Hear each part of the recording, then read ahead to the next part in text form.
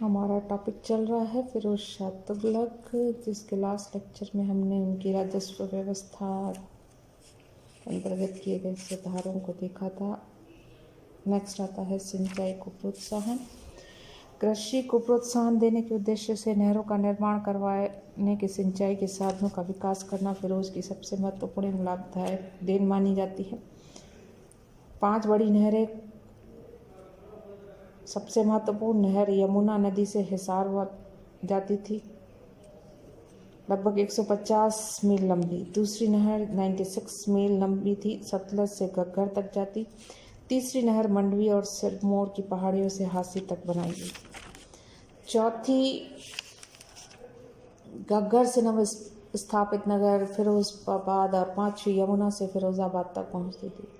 फरिश्ता लिखता है कि सिंचाई की सुविधा के लिए फिरोज ने अन्य नदियों पर 50 बांध भी बनवाए तथा तालाबों का निर्माण करवाया। सिंचाई तथा यात्रियों की सुविधाओं के लिए 160 कुएं खुदवाए।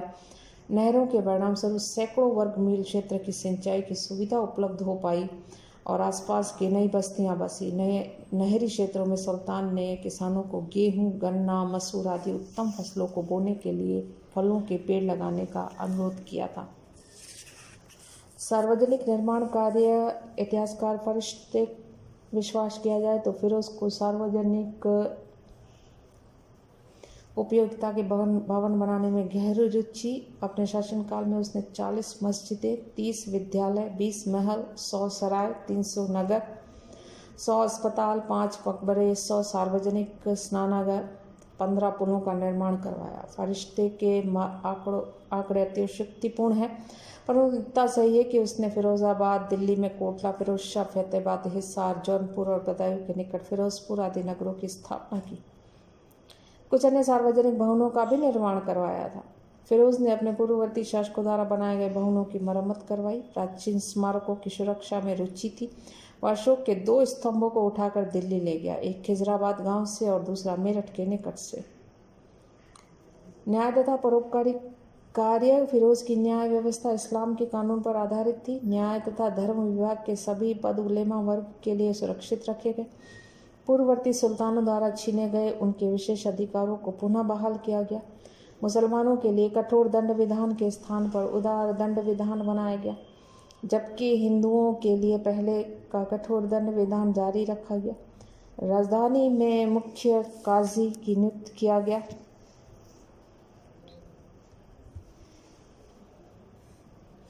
सच्चाई जानने के लिए अपराधियों को दी जाने वाली शारीरिक यातनाओं को सुल्तान ने बंद करवा दिया। फिरोज को परोपकारी कार्यों में भी रुचि। उसने बेकार मुसलमानों के लिए एक रोजगार दफ्तर खुलवाया। संचालन के लिए एक अधिकारी नियुक्त किया। दफ्तर में बेकार लोगों का नाम लिखा जाता था। उनकी योग्यता अनुसार काम दिलवाने में मदद की गई। फिरोज ने एक दानशाला दीवाने खैरात भी खोली, जिसके द्वारा निर्धन और असहाय मुसलमानों की वयस्क पुत्रियों के विवाह की व्यवस्था सरकारी खर्चे पर की जाती थी। इसके माध्यम से मुस्लिम विधवाओं एवं अन्य अनाथ बच्चों की परवरिश की जाती थी। फिरोज ने दिल्ली में एक विशाल चिकित्सालय दारुल शमा कायम किया। रोगियों को निःशुल्क चिकित्सा के साथ साथ भोजन उपलब्ध कराया। सुल्तान की तरफ से दूरस्थ स्थानों तथा विदेशों से आने वाले यात्रियों और पर्यटकों की आर्थिक सहायता का भी प्रबंध किया गया। शिक्षा एवं साहित्य। फिरोज तुगलक शिक्षा की उन्नति में गहरी रुचि। अनेक पाठशालाएं, विद्यालय और मठों की स्थापना की। उनमें विद्वान लोगों को नियुक्त किया। शिक्षण संस्थाओं को सरकार की तरफ से नियमित अनुदान देने का प्रबंध किया गया। योग्य विद्यार्थियों को छात्रवृत्ति देने की व्यवस्था। शिक्षकों को उचित धर्मस्व प्रदान किए गए। फिरोज ने विद्वानों तथा साहित्यकारों का भी संरक्षण किया। सुल्तान को इतिहास में विशेष रुचि थी। बरनी और शमशेर सिराज अफीफ दोनों ने अपने ऐतिहासिक ग्रंथ उसी के संरक्षण में लिखे। फिरोज ने भारतीय दर्शन तथा नक्षत्र ज्ञान से संबंधित कुछ संस्कृत ग्रंथों का फारसी भाषा में अनुवाद भी कराया। दलाइल फिरोजशाही रखा गया।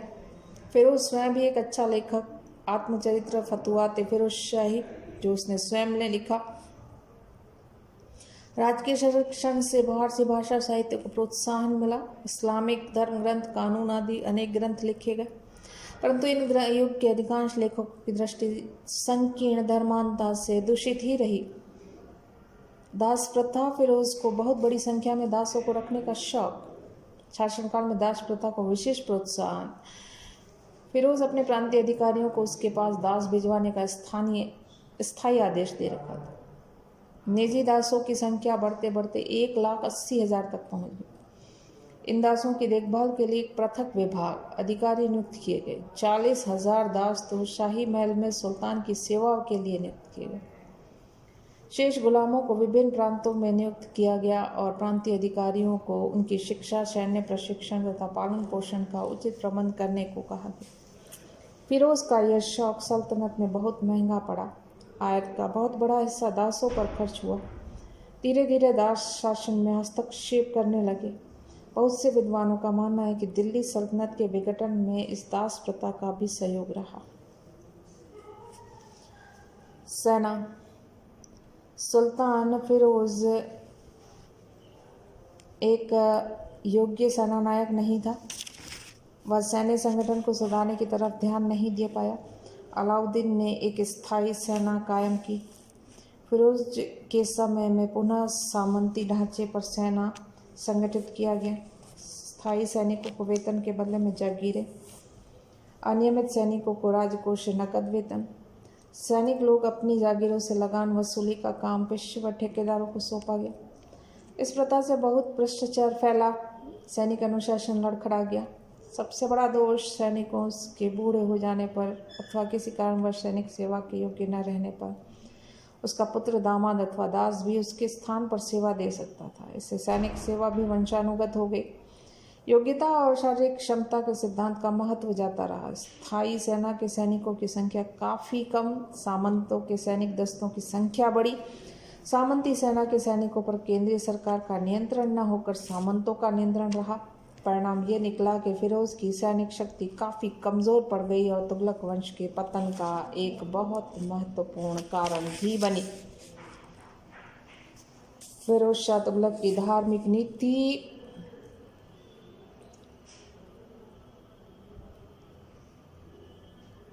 उलेमा वर्ग के साथ संबंध। फिरोज तुगलक शेखों, मौलवियों, मुल्लाओं तथा अन्य मुस्लिम धर्माचार्यों, सुन्नी संप्रदाय का विशेष आदर करता था और प्रत्येक शास्त्रीय, राजनीतिक, सामाजिक, धार्मिक कार्यों में सलाह लेता था। उन्हें दान, अनुदान, भेंट, उपहार, जागीरें देने कर प्रसन्नवत संतुष्ट रखने का प्रयास। शासनकाल में उलेमाओं के वर्ग की प्रतिष्ठा और महत्व अत्यधिक बढ़ा। उलेमाओं के प्रति उसकी नीति का मूल कारण एक तो उलेमा द्वारा उसके उत्तराधिकार का समर्थन और दूसरा स्वयं का स्वभाव, धर्म के प्रति उसकी रुचि। डॉक्टर श्रीवास्तव लिखते हैं कि एक अन्य कारण का उल्लेख करते हैं, चूंकि फिरोज एक हिंदू स्त्री का पुत्र था, अतः उसने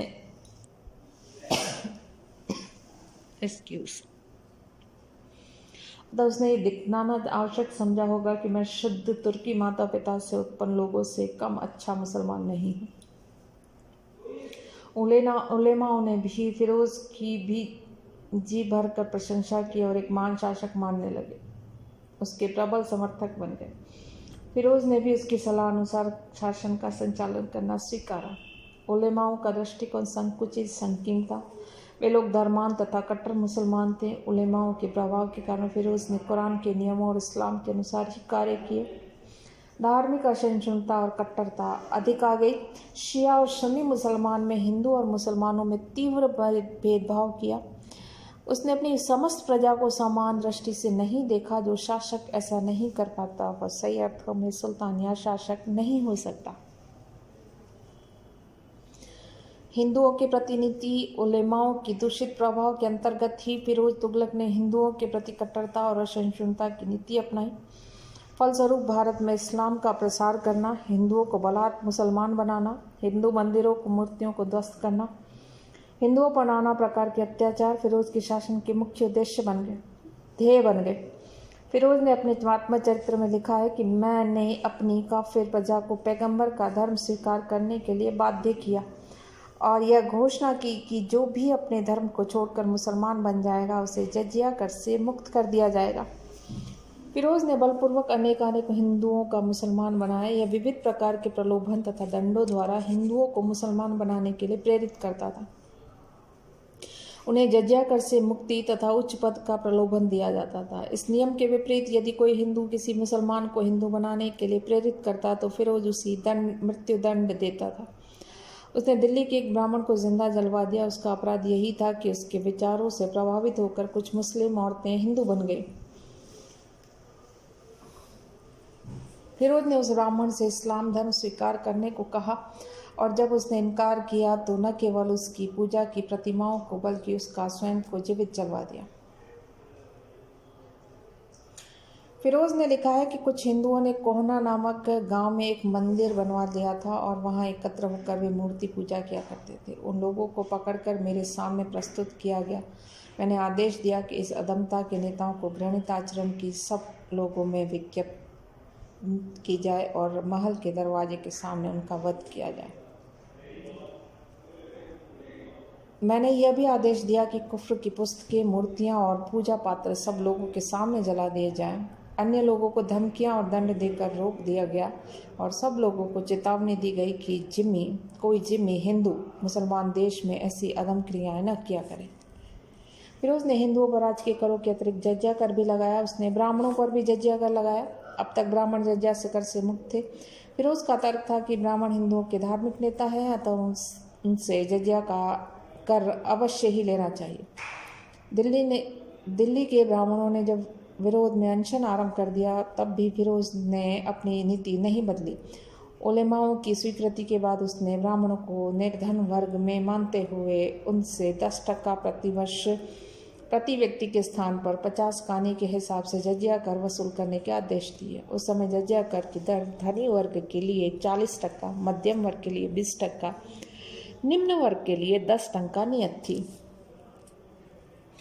गैर सुन्नी मुसलमानों के प्रति नीति। सुल्तान फिरोज तुगलक ने गैर सुन्नी मुसलमानों पर भी अत्याचार किए। वह शिया मुसलमानों के प्रति भी अत्यंत कठोर था। उसने अपनी आत्मकथा में लिखा है, शिया लोगों, जो राफिज भी कहलाते हैं, लोगों को अपने धर्म में मिलाने का प्रयास किया था। वे पुस्तकें लिखते थे और अपने संप्रदाय के सिद्धांतों पर भाषण और उपदेश देते थे और धर्म के प्रारंभिक नेताओं को गालियां दिया करते थे। मैंने उन सबको पकड़वा कर उन पर इन भूलों का और भ्रांतियों का अपराध लगाया। जोशीले लोगों को मैंने दंड दिया। उनकी पुस्तकें मैंने आम लोगों के सामने जलवा दी। शियाओं के अतिरिक्त उसने महदवियों, मुलाहिदों और तथा सूफियों के साथ भी धार्मिक कठोरता का व्यवहार किया और उन पर अत्याचार भी किए।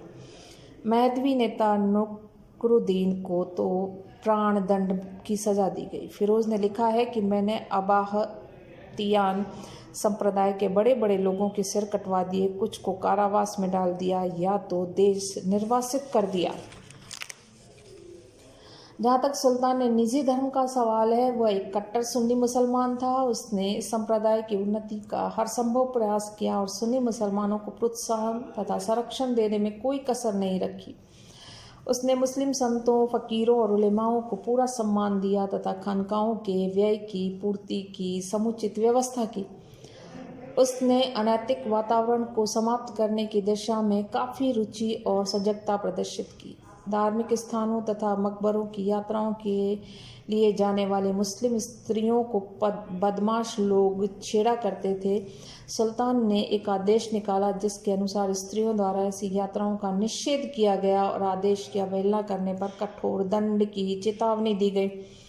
फिरोज की धार्मिक नीति की समीक्षा करते हुए मजमूदार ने ठीक ही लिखा है कि फिरोज इस युग का सबसे धर्मांध सुल्तान था।